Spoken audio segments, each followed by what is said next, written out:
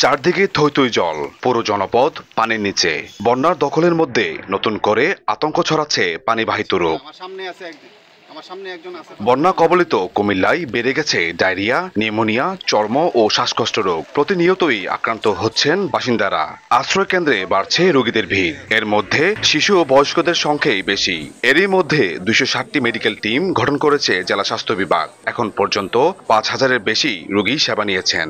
হাঁটতে কষ্ট হইতেছে, চলতে কষ্ট হইতেছে, রাত্রে যখন ঘুমাই শুধু চুলকায়। খাজলি, গুড়া, কাশ, মানে ছোট হোক আর বড় হোক সবার এই জিনিসটা একটু দেখা দিতেছে। পানির কারণে চুলকানি, খাদ্য এড়াইলেছে চুলকাই এরকম। তারপরে বাচ্চারা পাতলা পায়খানা, তারপরে বাচ্চারা সর্দি, কাশি, জ্বর এরকম হইতে আছে।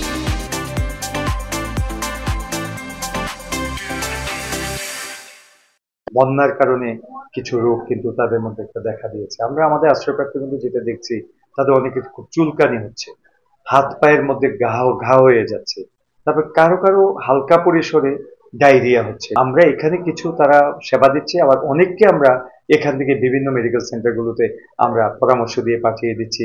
গত এক সপ্তাহে জেলার 17টি উপজেলার 14টি বন্যায় প্লাবিত, পানিবন্দী 12 লাখ মানুষ। ইশতিয়াক আহমেদ, সময় সংবাদ, কুমিল্লা।